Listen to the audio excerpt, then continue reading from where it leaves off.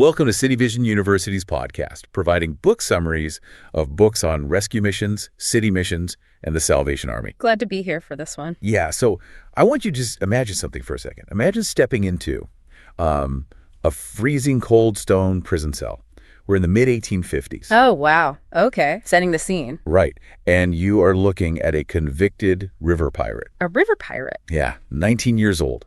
And he has literally just survived a bout of state-sanctioned water torture that made him pass out completely dead away. It's just brutal. It really is. Yeah. And if you were to look at that guy just shivering on the damp floor, I mean, the absolute last thing you would assume is that his criminal trajectory and his really agonizing rehabilitation is going to accidentally lay the foundation for modern American social welfare. Right. You'd never guess it. But that's the historical reality Sure. because, you know, we often view the history of our social safety nets as this very clinical, orderly progression. Like it was drawn up by lawmakers in quiet boardrooms. Exactly. But urban history reveals a landscape that is just chaotic, deeply muddy, and born out of the absolute darkest corners of our cities. It's a history forged by necessity, really, rather than, deliberate public policy. And today we're doing a deep dive into a text that captures that exact dynamic. Yeah. It's called The Romance of Rescue by Dr. W.E. Paul, originally published in 1946 and then updated in 1959. Right. And Dr. Paul isn't just archiving old charity records here. He is attempting to construct this unified theory of how grassroots movements, started by society's absolute outcasts, eventually coalesce into the foundational institutions we just take for granted today. It's just fascinating. It is. I mean, whether you're interested in sociology, historical theology, or just urban development, this deep dive really forces a total reevaluation of how civic infrastructure actually begins. Okay, let's unpack this because right off the bat, the title itself needs some scrutiny. The Romance of Rescue. Yeah, it throws people off. It does. Calling the act of, pulling someone out of a disease-ridden 19th century slum a romance, it feels almost, offensively naive to a modern ear. I get that. How does he justify pairing the brutal realities of extreme poverty with a word we usually associate with, like roses and candlelit dinners? Well, he actually anticipates that exact reaction, and he defines his terms very carefully right in the opening pages. Okay. He completely discards the modern colloquial definition of a love story. He reverts to the classical literary definition of romance, like an epoch or a saga of heroic, marvelous incidents involving severe peril. Oh, like Arthurian legends. Exactly, or Homeric epics. It's a journey fraught with seemingly impossible odds. Okay, that reframes it. So it's less of a sentimental view of charity and something closer to a combat narrative. Precisely. And he couples that with his very specific definition of rescue. Which is? To Dr. Paul, rescue means delivering someone from actual or impending disaster. But, and this is the critical caveat, true rescue inherently demands actual risk and danger on the part of the rescuer. So it's not passive philanthropy. Right. Writing a check to an orphanage from the safety of an upscale neighborhood, that's charity. And it's necessary. Sure. But it's not rescue. Rescue is, diving into a turbulent, freezing river to pull a drowning man out, fully aware that his panic might drag you both under. It requires proximity to the danger. Man, that proximity to danger really is the central theme of the book. But what's wild is Dr. Paul doesn't start his timeline in the industrial slums of New York or London. No, he goes way back. Way back. He traces this concept back to antiquity, which leads to some highly unconventional historical interpretations. I mean, he takes the Genesis account of Adam and frames him not just as the first man, but as the archetypal down and outer. Yeah, that's a bold claim. I really struggled to reconcile that one. Taking a foundational theological text and basically reverse engineering it to fit a 20th century social work agenda feels like a massive conceptual stretch. Does he actually back that up? He argues for it by looking at the psychological mechanism of the fall, rather than just the pure theology. Okay, how so? He points out that Adam's trajectory mirrors the exact psychological decay of the men showing up in 20th century rescue missions. Interesting. Yeah, so Adam looked at something forbidden, reasoned that it would be pleasant and advantageous, gave in to the craving. And the immediate result is ruin. Exactly. He's stripped of his standing, exposed, and driven out of a protected environment into the hard country to survive by sweat and thorns. Dr. Paul is basically taking these abstract theological concepts and translating them into the visceral, observable reality of addiction and poverty on the streets. So he's using the biblical narrative as a psychological case study for ruin? Right. And he continues that methodology with Enoch, operating in the land of Nod. Yes, and he leans heavily on the etymology there. Nod literally translates to wanderer. Oh, wow. Yeah, so you have Enoch operating in the first city built by Cain, a man defined by violence, and the population consists of wanderers. It's a transient population. A skid row, basically. Essentially, yeah. Enoch steps into this environment and delivers a message of repentance. So in Dr. Paul's framework, Enoch isn't just an ancient patriarch. He's the first missioner attempting to establish moral order in a transient, violent urban center. That is wild. Mm-hmm. He systematically categorizes major biblical figures into modern urban development roles. He does. Like, he looks at Joseph in Egypt, managing the grain stores during the 7 years of plenty. He strips away the Sunday school veneer and evaluates it logistically. Joseph is running the most extensive, centralized program of ancient famine relief. Exactly. And then he looks at Jonah traveling to Nineveh. Oh, the Jonah one is great. Right, because Nineveh was an ancient metropolis, massive in scale. Jonah walks into the center of this hostile urban environment and demands a total behavioral reversal from the citizens. Yeah. Dr. Paul literally labels Jonah as the prototypical street preacher, just confronting the crowd on their own territory. It's a very intentional strategy to demystify these ancient narratives for the frontline workers of his day. Make it relatable. Yeah, like a comic book retcon or an origin story rewrite. That's a perfect analogy. He's taking epic biblical heroes and rebranding them as street-level social workers. And he applies that same pragmatic lens to the economics of the New Testament, too. Right, the financial model of the early church. Specifically how Jesus handled the widow's mite. He points out that Jesus elevated the fractional micro-donation over the massive, ostentatious gifts of the wealthy. So he's using that ancient precedent to aggressively critique the high-dollar fundraising models of his own time, the 1940s and 50s. Exactly. He argues that true mission work has to rely on the grassroots support of the many. If you become beholden to the massive endowments of the few, it inevitably leads to institutional compromise. Which ties directly into how he views the early Christian church, because before they had cathedrals or, political power, they were an underground movement. Literally underground sometimes. Yeah. He describes them holding illicit gatherings in the caves outside Rome and even utilizing the subterranean levels of the Colosseum to minister directly to gladiators, thieves, and fugitives. This is where he brings in the historian Edward Gibbon's analysis of the Roman Empire's fall. The early church had absolutely no political leverage. None at all. Their entire strategy relied on producing what the book terms twice-born men. Right, and that phrase really anchors the entire text. We definitely need to unpack the exact mechanism of a twice-born man. So a twice-born man, in this context, is an individual who has lived a life of complete societal and moral ruin. That's the first birth. Okay. And then they experience a profound, sudden, and complete spiritual conversion that results in a radically transformed life.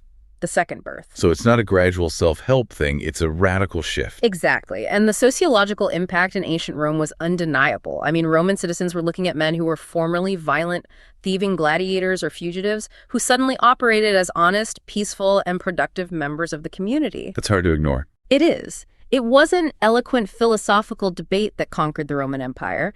It was the empirical, visible evidence of radical behavioral change that the state's penal systems just couldn't reproduce. So the underground mission outperformed the Roman justice system. Pretty much. But, okay, bridging the gap between ancient Rome and the industrial United States, that requires examining the actual logistics of early American urban centers. How did this romanticized ancient concept translate to the muddy, chaotic realities of 19th century America? Well, we have to look at the economic arteries of the 1830s. Long before the sprawling missions of New York, there was this rudimentary network of relief efforts organized by the Western Seamen's Friends Society. Right, starting around 1830 in Cleveland. Yeah, and at that time, Cleveland was barely a village. It housed about 1,500 people, but it was a crucial maritime hub. And they were utilizing waterfront warehouses for their operations, right? Yep, empty warehouses. I really want to examine the demographic they were targeting here. The sailors and the canal workers navigating the Great Lakes and the Erie Canal. This was an incredibly transient, hard-drinking workforce. Oh, absolutely rough. They'd hit the ports with wages in their pockets and absolutely zero social infrastructure other than taverns and brothels. Exactly. And the Western Seamen's Friends Society recognized that simply holding religious services wasn't going to cut it. The physical and educational deficits of the waterfront were just too severe. Right. And this leads to one of the most remarkable logistical pivots in the history of urban charity.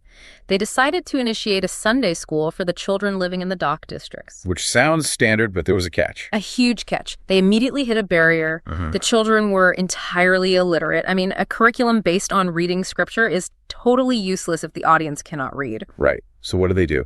The mission actually hires a secular teacher, specifically to teach these impoverished, transient kids basic literacy. Exactly.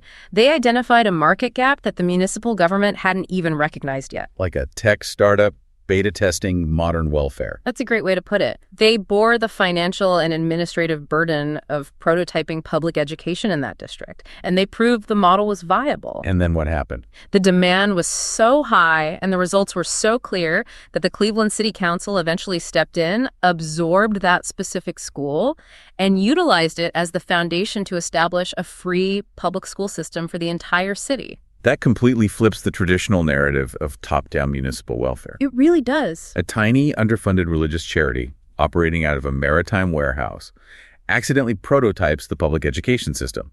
They absorbed all the initial risk, proved the concept, and the state essentially acquired it. And that model of comprehensive civic prototyping scaled remarkably fast. I mean, if you look at the Bethel Lodging House in Cincinnati just a few decades later, in 1865, the scale of their operation is staggering. 1865, just as the Civil War is ending. Yes.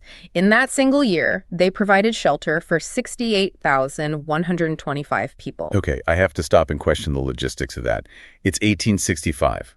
There are no digital databases, no modern supply chains, no government grants. How does a grassroots operation feed, house, and manage the sanitation for nearly 70,000 transients in a single year? It required an unprecedented level of operational efficiency. I mean, they couldn't just throw cots in a room. They had to develop distinct departments. Like what?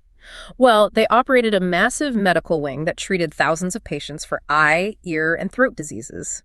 They did dental work all long before the advent of modern antibiotics. Wow. They had to establish legal aid clinics to protect the poor from predatory landlords and employers. They even negotiated the use of vacant city lots, turning them into massive community gardens so the transient population could cultivate their own food supply. Which drastically reduces the mission's overhead costs. Exactly. They were acting as a comprehensive, multi-departmental social services agency while the government was still strictly focused on post-war reconstruction. Now, we've been using the term rescue mission, but earlier iterations used names like Bethel's or Seamen's societies. The adoption of the specific word rescue is heavily loaded, especially in the late 19th century. Where did that actual nomenclature originate? According to Dr. Paul's research, the deliberate use of rescue in this context is traced to a man named H.B. Gibbon in 1888. Okay. Gibbon and his wife opened a mission in Syracuse, New York. But his background is critical to understanding the name. Prior to 1888, Gibbon operated a gospel canal boat. Wait, a floating ministry? Yeah, navigating the waterways of the Northeast. And while he's navigating those canals, he is frequently passing the physical infrastructure of the Underground Railroad. Yes, he was constantly observing the covert safe houses used by abolitionists to hide enslaved people fleeing to the north.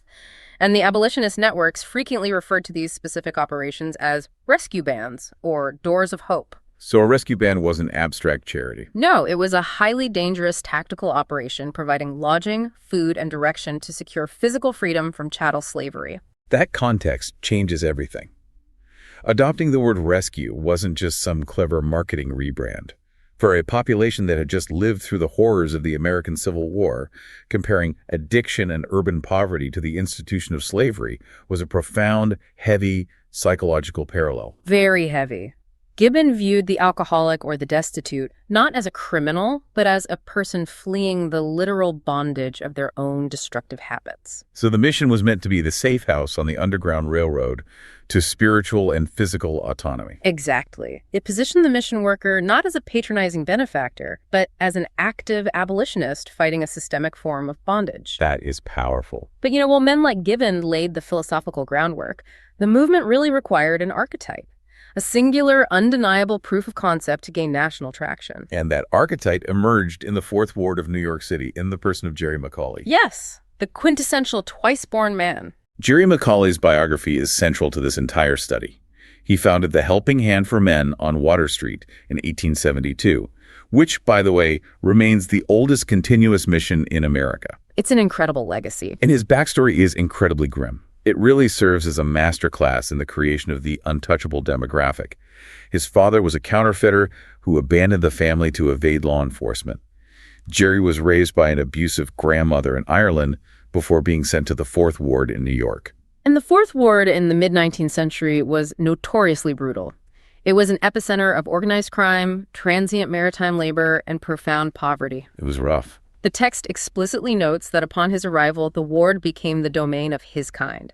He had zero formal education. He became a prize fighter in the underground circuits. And a river pirate? Yeah, he acquired a boat and operated as a literal river pirate on the East River, boarding merchant vessels under the cover of darkness to plunder cargo. He is the product of total environmental and familial failure. And at 19 years old, he is sentenced to 15 years in the state penitentiary. But there is a bitter irony here, right? Because despite his lengthy resume of actual crimes, he is convicted on a false charge sworn out by a rival. Right, so he enters the penal system consumed by absolute rage. And Dr. Paul includes Macaulay's own accounts of what state incarceration entailed in the 1850s. It forces us to look at the complete failure of the punitive justice model. The physical realities of that prison system were designed to break the human will, not rehabilitate it. Oh, without a doubt. Macaulay details the specific torments used for insubordination. One was the leather collar. Explain how that works. It was a heavy, rigid leather device strapped tightly around a prisoner's neck. It constantly galled and tore the skin. Awful. And then the prisoner was strung up by their wrists so that only the tips of their toes could touch the floor. So they're bearing their own body weight? Exactly, forcing them to endure the agonizing friction of the collar while hanging there for hours. He also details the shower bath torture. And this wasn't a hygiene measure. No, not at all. They would strap a prisoner down and drop freezing water onto the crown of their head from a height. The physiological shock would induce hypothermia and a dead faint. And then they'd wait for the prisoner to regain consciousness and subject them to it again. Macaulay endured this.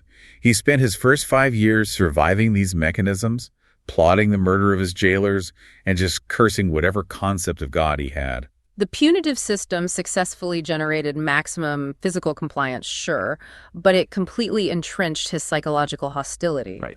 The mechanism of his actual rehabilitation began entirely outside the state's apparatus. 5 years into his sentence, during a mandatory Sunday chapel service, he hears a voice from the platform that he recognizes. It's Orville Gardner. Yes, Orville Gardner. Who was an old drinking companion, Yep. a guy Macaulay used to run with in the taverns of the Fourth Ward. Exactly, and Gardner addresses the inmates and explicitly dismantles any moral hierarchy. He states, "I have no right anywhere but among you, for I've been one of you in sin." He identifies with them. He doesn't preach at them. He identifies with them. And Macaulay, who had developed this immense psychological armor to survive the leather collar and the water torture, looks at his former partner in crime. And he sees a change. He observes a fundamental, visible change in Gardner's demeanor and physical presentation. The internal logic that breaks Macaulay's hostility is simple. If he can be different, why can't I? Like a New York Jean Valjean. But the text is careful to show that this wasn't some sudden magical fix.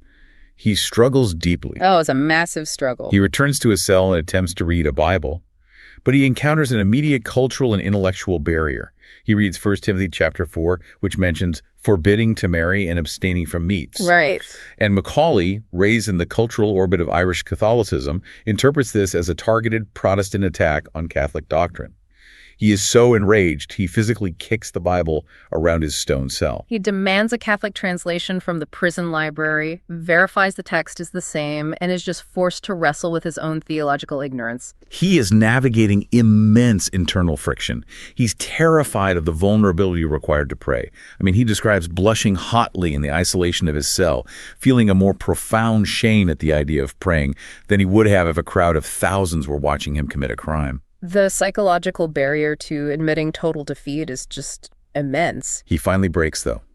He kneels on the damp floor, shuts his eyes, and in a state of sweat-drenched exhaustion, manages a single plea for mercy. And what follows is a highly sensory, mystical experience.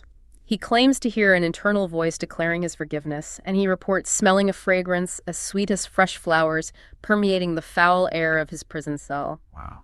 He begins shouting praises so loudly that the guards threaten him with disciplinary action. So this represents the initial, profound conversion, the second birth. But what cements Macaulay's legacy as the architect of the modern rescue mission is the brutal realism of what happens next. Yeah, the story doesn't end neatly there. No. He is pardoned after serving 7.5 years. He returns to New York. And the narrative does not follow a clean, triumphant arc. He relapses disastrously. This relapse is crucial for understanding the authenticity of his later work. Because he attempts to avoid the Fourth Ward, but encounters an old associate who invites him for a lager beer. Yeah. Macaulay falsely equates lager beer with something harmless like root beer. And that single chemical reintroduction triggers a total behavioral spiral.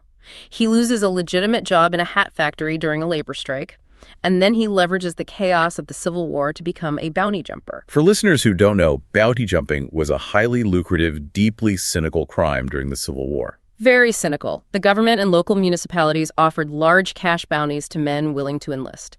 A bounty jumper would enlist, collect the cash, immediately desert the regiment, travel to a different jurisdiction under a false name, and repeat the process. It required a complete abandonment of civic duty and moral integrity. Absolutely. He returns to the river, acting as a fence for stolen goods, dealing in counterfeit currency, smuggling.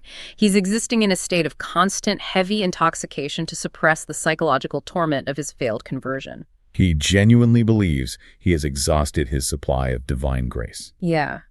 And the climax of this spiral occurs during a botched robbery on the East River. He is heavily intoxicated, loses his footing, and falls overboard. He goes under the water twice. And the physical shock of drowning temporarily cuts through the alcohol. As he struggles to grip the side of the boat, he experiences a severe internal conviction, a voice telling him, "Jerry, you've been saved for the last time. Go out on that river again and you'll never have another chance." He survives the river, obviously, but the final definitive mechanism of his rescue isn't supernatural. It is an act of radical, sacrificial human charity. He is hiding in a squalid boarding house. He's unwashed, erratic, and physically intimidating. A local city missionary visits the house, and the text says the missionary is visibly terrified of Macaulay, who's known for violently throwing people down flights of stairs. But the missionary engages him anyway. Macaulay admits he is entirely destitute and is preparing to return to the river to steal simply to survive the day. And here's the turning point.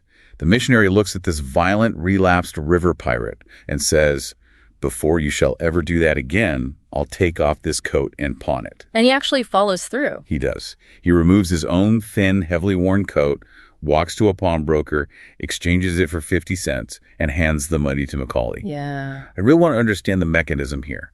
Why does a 50-cent coat pawn shatter the resolve of a man who survived the physical torture of the state penitentiary? It's the overwhelming power of unmerited grace contrasted with penal justice. I mean, the prison system applied maximum physical pain to force compliance, which only hardened Macaulay's resolve to fight back. He knew how to endure hostility, but the missionary applied a totally foreign concept: voluntary, sacrificial suffering on Macaulay's behalf. The missionary absorbed a physical cost, the loss of his coat in the cold, to spare Macaulay from committing another crime. That act of pure, uncoerced empathy bypassed all of Macaulay's psychological defenses. Yeah. It broke his pride in a way that the leather collar never could. Exactly. And when Jerry and his wife Maria finally opened the Water Street Mission in 1872, that exact psychological insight becomes their operational blueprint. He wasn't administering abstract theology from a pulpit. No, he understood the chemical and psychological hooks of the Fourth Ward because they were embedded in his own nervous system. He instituted incredibly strict environmental controls. Like forbidding tobacco inside the mission. Right, because he correctly theorized that the physical craving for nicotine would serve as a gateway trigger, leading the men directly back to craving whiskey. Wow, he was ahead of his time on that. He was. But his crowning operational philosophy was immediate deployment. He stated, "The minute they say they're sick of the old ways, start them to pull in somebody else." Which is brilliant. He understood the immense chaotic energy of the newly sober addict. If a man is left idle with his own thoughts, the environmental triggers of the slum will pull him back under. Yeah. But if you immediately task that man with plunging back into the alleyways to rescue someone else, his entire physiological and psychological focus is consumed by the mission. You secure his sobriety by weaponizing his empathy. It's a brilliant, self-sustaining loop of rehabilitation. Yeah. But Macaulay's unprecedented success on Water Street inadvertently triggered a massive crisis in the broader charitable ecosystem. Yes, it did. He proved definitively that radical rehabilitation in the worst slums was possible. And human nature being what it is, the moment something is proven successful, opportunists flood the market. Always. How quickly did Macaulay's pure model become corrupted? Almost immediately. This ushers in the era that Dr. Paul refers to as the 57 varieties. At the turn of the 20th century, the rescue mission space was entirely unregulated. Like the unregulated Wild West of the early internet or cryptocurrency. Perfect analogy. There were no municipal oversight boards, no standard accounting practices, no accreditation agencies. Anyone with the capital to rent a dilapidated storefront could hang a sign reading "Rescue Mission" and begin operating. Wait, is the phrase 57 varieties a deliberate reference to the Heinz Food Company slogan? It is, yeah. It was a ubiquitous cultural touchstone at the time, used to denote a chaotic, overwhelming abundance of different types.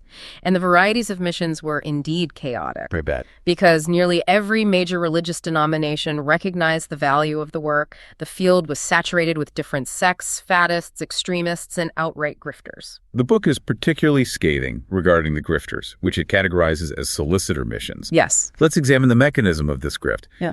Because these operations existed exclusively for revenue generation, entirely divorced from any rehabilitative intent. Totally divorced. They operated without boards of directors or financial transparency.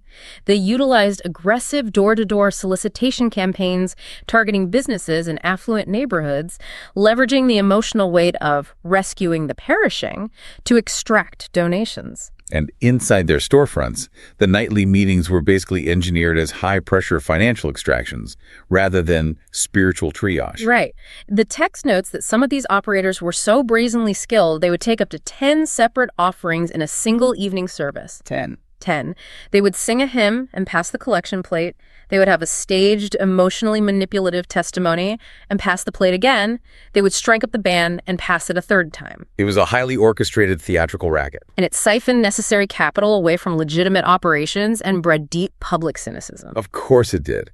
But beyond the financial predators, the legitimate missions were plagued by profound doctrinal chaos, too. Dr. Paul details the phenomenon of the wandering convert. Oh, the wandering converts. These were men who would grift endlessly from one independent mission to another, absorbing the highly specific niche theologies of the various sectarian storefronts. Why would a transient population become so obsessed with granular theological debates? Because debating abstract theology is intellectually stimulating and requires absolutely zero moral action. Ouch. Dr. Paul notes that theology became to these men what politics is to a small-town grocery store philosopher. It's an evasion tactic. Right. It is infinitely easier to sit in a warm soup kitchen and loudly debate the nuances of Calvinist predestination versus Arminian free will than it is to stay sober, find employment, and reconcile with the family you abandon. Oh. The author is unequivocal on this point. Doctrines have been the curse of missions. Many storefronts literally bankrupted themselves because they lost sight of their rehabilitative mandate and attempted to function as amateur combative theological seminaries. So, facing financial grifters on one side and theological pedants on the other, how did the legitimate operators insulate their work? They adopted a unifying operational mandate. No creed but Christ, no law but love. But how does a mission actually implement that without collapsing into total organizational anarchy? No creed but Christ was a brilliant strategic boundary. It meant the mission categorically refused to impose the complex frameworks of denominational theology on a man actively experiencing trauma or withdrawal. Okay. They recognized that forcing a rigid creed onto a broken man was like trying to build a skeleton without any lifeblood to sustain it. The mission's objective was not to build a new, independent church congregation. They designed themselves to operate as a triage funnel. Because their demographic was the unchurchable, the volatile, unwashed individuals who would cause a scandal if they walked into a respectable, middle-class Sunday service. Exactly. The mission's job was to stabilize the individual, facilitate the initial spiritual conversion, achieve physical sobriety, and then deliberately transfer that stabilized individual out of the mission and into an established church of their own choosing. So the established church was responsible for the long-term doctrinal education. The mission remained focused exclusively on emergency extraction. Right. And the second half of the motto, no law but love, dictated their internal administration. They bypassed the endless, bitter disputes over church governance and hierarchical authority by operating strictly on the metric of active sacrificial service. But even with a strong guiding philosophy, the sheer volume of independent missions across the country necessitated structural formalization. It really did. This led to the creation of the International Union of Gospel Missions, or the IUGM, in 1913. The logistics of creating the IUGM in 1913 are fascinating to me. It was a massive undertaking. It reminds me of the medical field during that exact same era, right around the time of the Flexner Report, when the medical establishment had to aggressively standardize practices to separate actual scientifically trained doctors from the traveling snake oil salesmen. That's a really good comparison. The legitimate rescue missions realized that if they didn't self-regulate and establish a baseline of public trust, the municipal governments would eventually step in and shut the entire sector down. Right, and the administrative hurdle was monumental. I mean, you are dealing with hundreds of fiercely independent operations. And who is running these operations? Mostly twice-born men, former prize fighters, reformed river pirates, lumberjacks. Trying to organize them sounds like herding cats. Worse than cats. Highly opinionated, independent men who possess immense charisma and spiritual authority on the street, but who have absolutely zero formal education in corporate governance, accounting, or standardized reporting. So how did they do it? They initiated a massive national survey, collaborating with established ecclesiastical bodies to identify which missions were actually legitimate. They managed to verify and approve 310 missions across North America. Out of all those 57 varieties? Yeah, they weeded them out, they organized them into distinct geographic districts, instituted annual conventions to share operational intelligence, and remarkably, they deployed field secretaries, essentially traveling auditors. To do what? To enforce financial transparency and operational ethics across thousands of miles. This is a monumental achievement in grassroots organization. But while the national conventions were occupied by men debating organizational charts and auditing procedures, Dr. Paul's text points out a massive historical blind spot regarding who is actually sustaining the physical missions on a daily, hourly basis. Yes. He dedicates a specific chapter to this, and his phrasing is incredibly blunt. He labels women as the forgotten man of the rescue mission records. History naturally amplifies the booming, charismatic voices of the male founders like Jerry McCauley or the famous evangelists. But Dr. Paul clarifies that the grueling, unglamorous day-to-day survival of these spaces, the sanitation, the meticulous accounting, the culinary logistics, and the frontline emotional care was overwhelmingly managed by women. He archives the contributions of several pioneering figures. Like Mother Ross of the White Light Mission in Buffalo. Right. Her unique operational specialty was early morning cell-to-cell jail work. She possessed an unparalleled moral authority, frequently walking into holding cells and flatly telling the inmates, if you had Jesus in your heart, you wouldn't be here. And because of her absolute conviction, the men received it. He also highlights Mrs. A.L. Jones at the Water Street Mission, Sarah Ray at the 8th Avenue Mission, and Little Mary Angove in Minneapolis, who pioneered critical interventions for the children caught in the crossfire of the slums. They are holding the entire system together. There's a paradox regarding these women, though, that I want to explore. Dr. Paul includes the testimony of a highly experienced female superintendent who had operated in the absolute most volatile, unregulated slum districts for 32 years. Oh, this testimony is incredible. Her definitive testimony was that in over 3 decades of walking those streets at all hours, she had never once been physically threatened, insulted, or harassed by the men on the street. Not once. From a modern risk assessment perspective, that makes zero sense. I mean, imagine walking into the most dangerous, crime-ridden slum in 1900s America. You have an unarmed woman operating in an environment entirely devoid of law enforcement, surrounded by violent, intoxicated men. It defies logic. What is the mechanism of that security? Dr. Paul analyzes this anomaly through 2 distinct lenses, the theological and the sociological. Theologically, he argues that these women operated with immense, unwavering confidence because they recognized no hierarchical double standard in the teachings of Jesus. Okay. They viewed themselves as fully empowered, equal ambassadors of their faith, which projected a natural, commanding authority that negated any perception of vulnerability. And the sociological mechanism. How did the men themselves process her presence? Sociologically, you have to look at the severe familial deficits of the men in these districts. The transients, the alcoholics, the criminals, a massive percentage of them had either violently abandoned their own wives and children, or they were orphans who had lost their mothers at a crucial developmental stage. So the slums were a hyper-masculine, deeply brutalized environment, entirely devoid of maternal influence. Exactly. When a female mission worker walked into that space, she did not trigger their predatory instincts. She triggered a deep, suppressed, almost instinctual psychological reverence. She represented the mothers they grieved for or the wives they were ashamed of abandoning? Precisely. Her mere physical presence elevated the moral baseline of the room. The community self-policed. The most hardened criminals in the room would instantly violently suppress any man who dared to show her disrespect. She was protected by the collective shame and reverence of the ward. That deeply informs our understanding of the psychological profile of the people they were trying to reach, which requires us to define exactly who the demographic was and how the missions evolved to treat them. The text outlines 4 distinct operational models that emerged. Yes. As the movement matured, it specialized. You had the pure gospel mission, which operated on the premise that behavioral modification is impossible without a foundational internal spiritual conversion. They focused entirely on evangelism. And the second. Then you had the community mission, which functioned similarly to the settlement house movement, providing holistic neighborhood integration for impoverished families. Third was the welfare mission, which operated at an industrial scale, providing mass lodging, soup kitchens, and medical dispensaries. And finally, the industrial mission. The most prominent legacy of this model is Goodwill Industries, which I was entirely unaware originated as a rescue mission. A lot of people don't know that.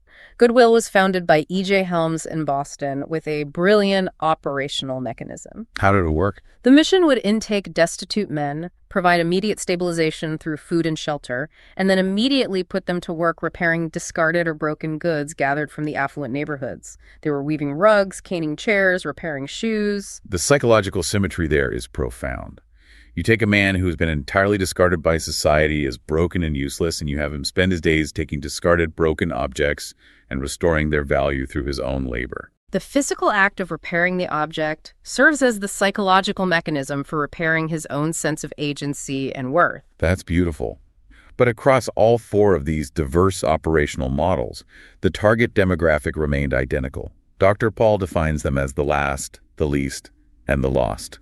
He explicitly refers to them as the untouchable 1%. Yeah, this isn't the working poor or the temporarily down on their luck. No. This is the demographic that polite, standard church congregations would actively eject from their buildings. They were physically diseased, mentally erratic, often violent, and entirely outside the bounds of polite societal rehabilitation. And here is where Dr. Paul introduces a psychological theory that completely upends our conventional assumptions about poverty and addiction. His theory on the strong sinner. Yes. We are conditioned to view the down and outer as an inherently weak individual, someone who lacked the fortitude to handle the pressures of life, buckled under the strain, and passively collapsed into the gutter. Right, but Dr. Paul adamantly rejects that. He posits that it is the exceptionally strong men, not the weak men, who do the world's most spectacular sinning. It is a fascinating reinterpretation of addictive behavior. Dr. Paul argues that it requires a staggering amount of physical endurance and psychological energy to systematically destroy a life over decades. That makes sense. A weak man dies early in the process. The men who survive decades in the gutters, enduring exposure, violence, and severe chemical dependency, possess immense, rugged constitutions. When they were operating in the criminal underworld, they channeled that massive, boundless energy into destruction. So the goal of the mission wasn't to pacify them. It was to capture that immense energy and violently redirect it towards saving others. Exactly. He archives some incredible case studies to prove this point.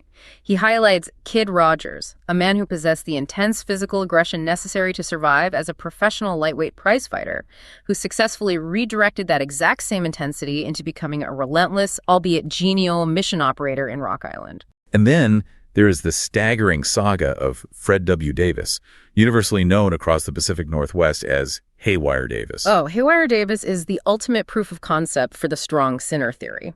He originated from a respectable, affluent New England family. He was actually enrolled in seminary, studying for the formal ministry, but was expelled due to severe alcoholism. And then? Following his expulsion, he spent 20 consecutive years plunging into the absolute darkest depths of the transient lifestyle. His poverty became so extreme that he could no longer afford basic textiles. He literally held his ragged clothing together by twisting pieces of discarded agricultural hay wire. Literal wire. Literal wire. That is how the transient community identified him. He survives 20 years of that physical degradation. When he finally experiences his conversion and achieves sobriety, his trajectory is astounding. God doesn't restore him to a comfortable, climate-controlled pulpit in New England. Far from it. His specific, rugged constitution is weaponized for the hardest environments on the continent. For 22 years, Haywire Davis operates as the primary Presbyterian missionary to the brutal, isolated lumber and mining camps of Washington and Oregon. He was conducting spiritual services in freezing, snowed-in mountain passes 8,500 feet above sea level. Unbelievable. He was descending into deep-shaft silver mines 2,200 feet below the earth to hold noonday meetings for the miners. A polished, seminary-trained minister from Boston would not have survived a week in those camps, nor commanded a shred of respect from the miners. Only a man who had survived 20 years of exposure and possessed the physical endurance of Haywire Davis could successfully infiltrate and minister to that specific demographic. That exact dynamic of rough authenticity over polished theory is perfectly embodied in another figure the book highlights, Charles Langsman. The Apostle of Love. Right. The University of Chicago professors observed his work and dubbed him that. But the text is brutally honest about his technical deficiencies. Yeah, he wasn't exactly polished. Not at all. Langsman possessed zero executive administrative skills. His public meetings were chronically disorganized. And most notably, the text says he murdered any man's English. So he was functionally incapable of stringing together a grammatically correct sentence. Exactly. Yet he is universally recognized as one of the most effective, highly sought-after rescue mission workers in American history, regularly invited to speak in the most prestigious pulpits in the country. Langsman's success isolates the core variable of rescue work: radical authenticity.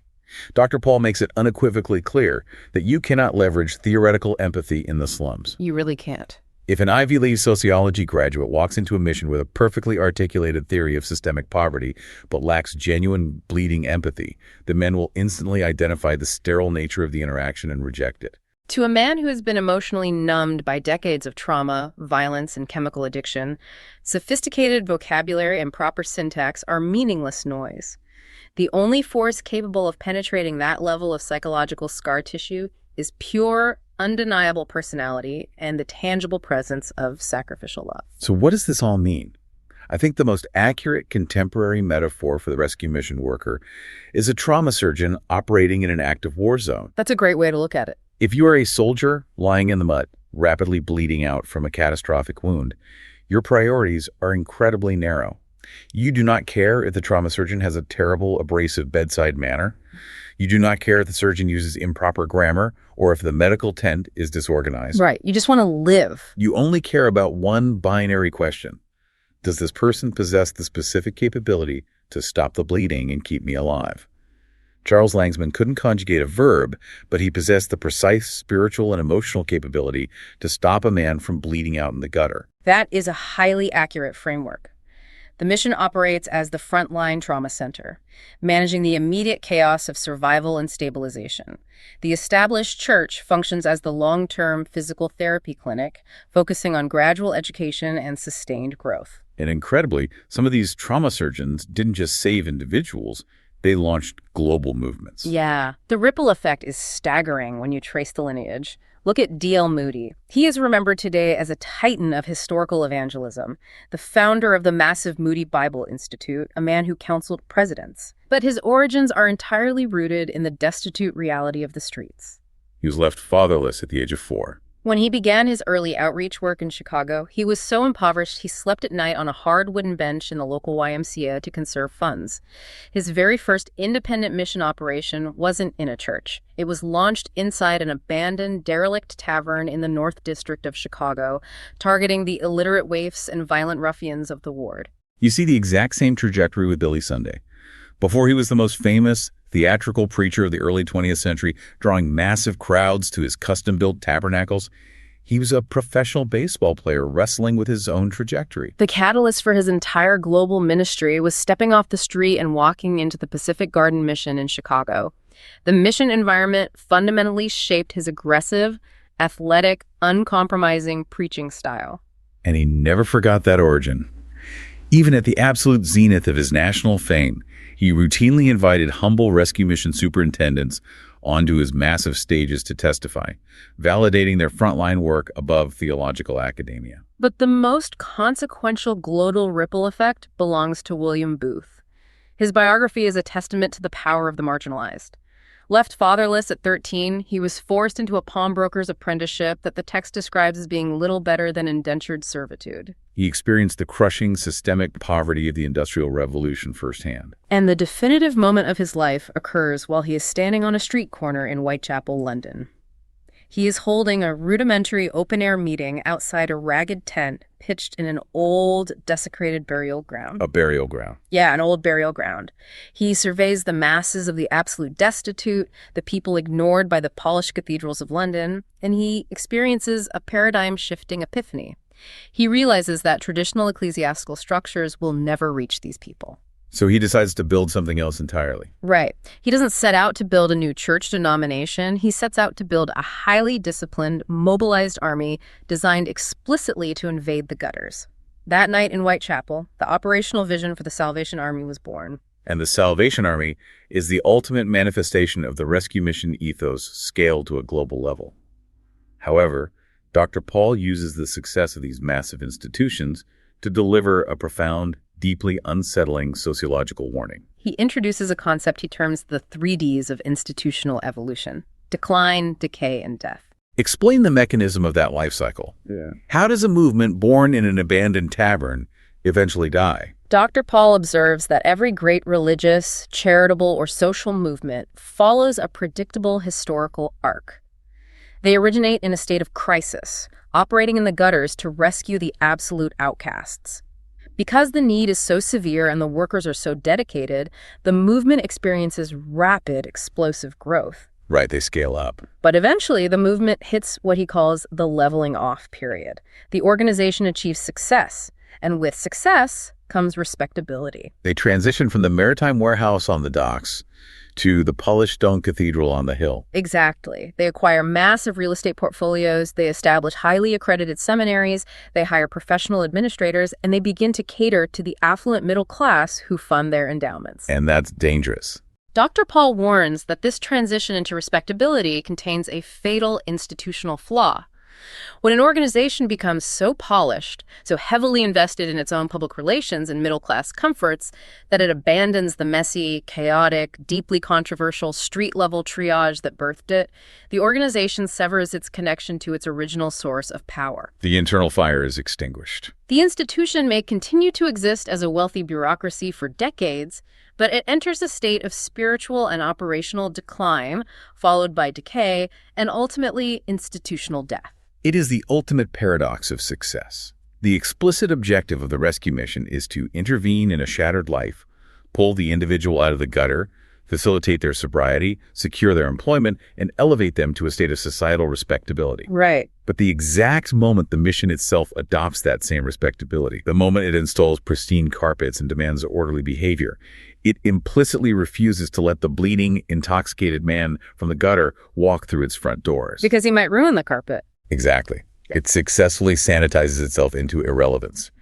It loses the specific, rugged capability to reach the very demographic it was engineered to save. You succeed so thoroughly at cleaning the environment that you entirely forget the mechanics of operating in the dirt.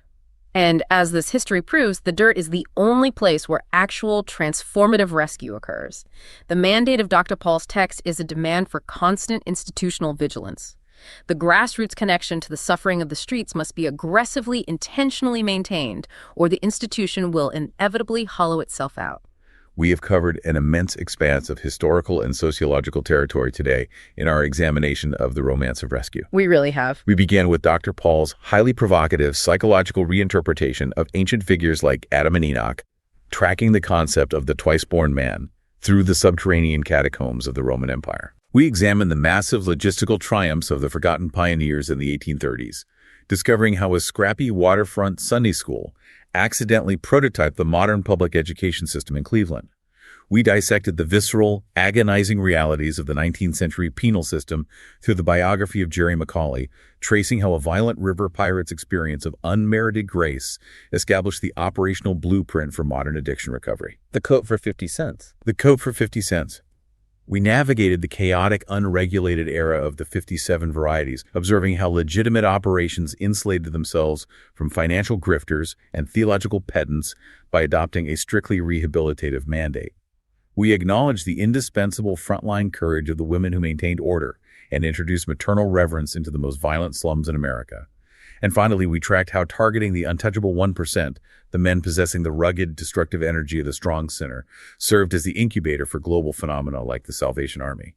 The enduring legacy of this history is a challenge to our contemporary assumptions about social work and civic infrastructure. It is a reminder that the most vital, transformative interventions do not originate in legislative committees or well-funded think tanks. They originate with individuals who are willing to absorb personal risk, to embrace radical authenticity, and to do the grueling, unglamorous work for the exact demographic that polite society has entirely discarded as irredeemable. And it is with that challenge in mind that we want to leave you, the listener, with a final provocative thought to analyze as you navigate your own urban environment today. Yeah. Dr. Paul's theory of institutional evolution, this proven historical reality, that the massive, polished, universally respected pillars of our modern society, whether they be public school systems, colossal charitable foundations, or global religious organizations, all incubated as messy, deeply controversial, and frequently maligned street-level missions. Apply that framework to the present day. Look around your own city. Look closely at the margins of your own city. What messy, controversial, abrasive grassroots movements are operating in your streets right now, currently locked in their chaotic, gritty phase. Because if this historical text holds true, those very movements, the ones currently making polite society, and perhaps even you, deeply uncomfortable today, are the exact incubators destined to become the respected foundational pillars of society 100 years from now. Thank you for joining us on this deep dive, and keep looking for the profound history hidden in the gutters and alleyways around you.